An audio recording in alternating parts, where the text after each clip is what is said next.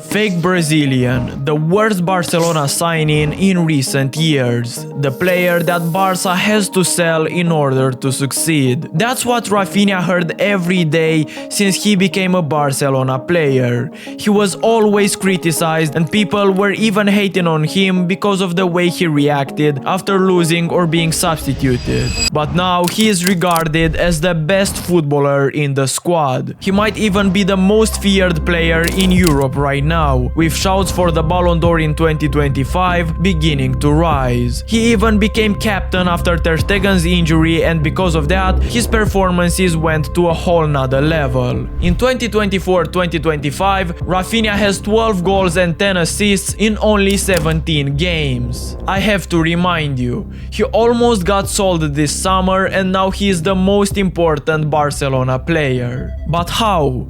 Was it the captaincy? Was it the fact that the Nico Williams rumors angered him? Or was it because he's just that good and he regained his form? To find out, we have to analyze his entire journey up until this very point.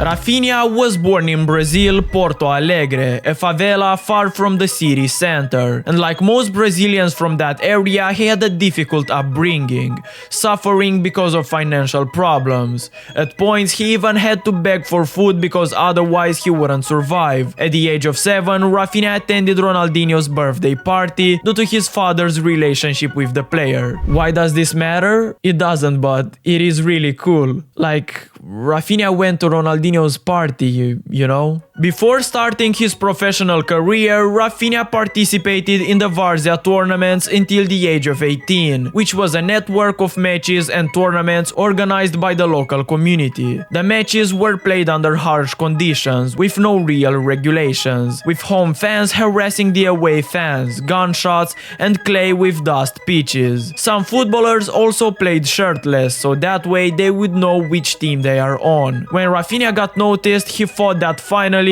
he would see some light in his journey, but the road had just begun. He was 18 when he was rejected by Grêmio and Internacional. Raphinha said that everywhere it was the same, a one-week trial and then an excuse. He was told he is too small, he has no power, and physically he's not ready to play professional football. In the end, he settled at a Vice under-20 team, but then he got injured and when he returned, he was unable to make the squad. But we are talking about a tough mother. He was casted out and Raphinha still trained on his own. After some time he got tired of all the pressure and decided to finally give up. He called his mom and dad to tell them that he is coming back home and that he is done. His parents were fine with it. Everything was agreed until his mom said, "If you ever give up on your dream, you'll have to get a normal job." And because Raphinha never finished school, he would have to work as a barber or find a job at a supermarket. His mom changed her jobs many times. She worked as a hairdresser, seller of perfumes, receptionist, waiter, and many more. But when she finally saved enough money to get a degree, she studied and got to a point where she could do what she loved. She never gave up. She sat on call with Raphinha to explain it all to him. She said that maybe because of all the setbacks, Raphinha forgot what he really wanted in life, which was true. And by the time he hung up the phone, he remembered. And so he went again. On 2nd of February 2016, Raphinha was signed by Vitória Guimarães. He made his debut in the Champions League there, and even won the Vitória Guimarães Breakthrough Player of the Year in 2017. He then signed for Sporting in 2018 and Rennes in 2019, with a transfer fee of around 21 million euros, becoming the club's record signing. He only scored 8 goals and provided 6 assists in his time at the club, but he helped Rennes finish 3rd in League 1 and qualify for the Champions League in the 2019-2020 season. He got so far, but at the same time he had such a long way to go. And so it's time for the Premier League.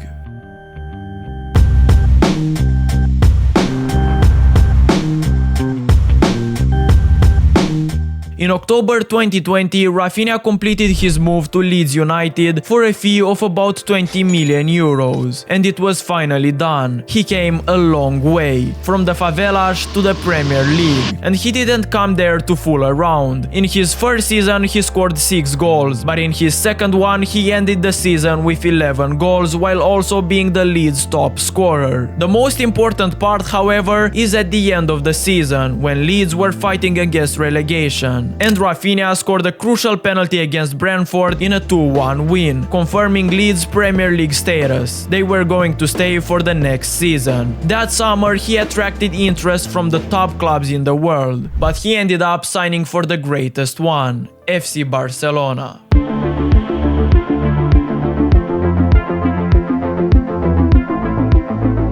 For every Brazilian that plays football, the dream is to represent FC Barcelona one day, just like their ever-loving Brazilian idols, Neymar and Ronaldinho. It's a privilege that words can't describe, and Raphinha wasn't different. He dreamed of having this opportunity his whole life. At the same time, it's a huge pressure to play there. You have to go hard or go home. It didn't take him long to score, as on 3rd of September, he got his first Barcelona goal in a win against Sevilla. However, he still struggled in his first season there. He got 22 goal contributions, but the main problem was Dembele's comeback into the first 11. Raphinha was inconsistent and didn't bring the spark that everyone was expecting him to. Dembele, on the other hand, was unpredictable, fast and could assist from everywhere. In just a few months after joining Barcelona, Raphinha's contemplation of leaving the club came as a shock, especially given the resilience he demonstrated throughout his challenging upbringing. It was unexpected that a player with such a strong mindset would ever considering stepping away so soon. The relentless pressure proved overwhelming for him, something he wasn't fully accustomed to handling. The situation became even more difficult following Dembele's departure from the club in August 2023. Instead of getting into the team as a replacement for Dembele, a new star was looking to cause trouble for the Brazilian, a kid named LEMMiNO, who is the greatest wonder kid of the century and a player who was better suited for the right-wing role than Raphinha was. Despite this, Xavi still came up with a solution, and it all started from a simple question. What if LEMMiNO and Raphinha played together in the same lineup?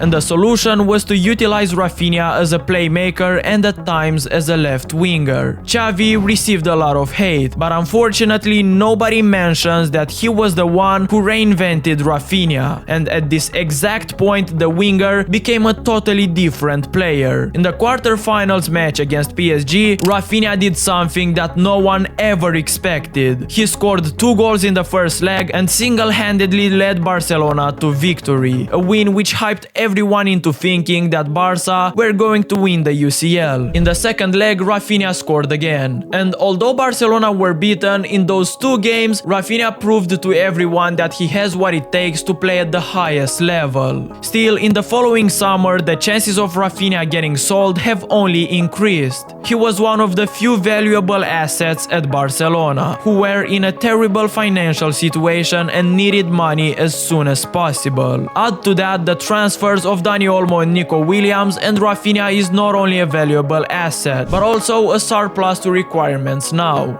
At this point, many fans have also turned their attention to Nico Williams after his successful Euro campaign and desperately wanted to see him at Barcelona. Many fans posted photos of Nico Williams' name on a Barcelona shirt, with Raphinha's number 11. He went public to say that this was disrespectful and the fans should respect the players who are there. And I don't know about you, but for me, this was the moment when Raphinha took it personally. He proved everyone that Barcelona didn't need Nico Williams. In fact, they needed Raphinha more than anyone else.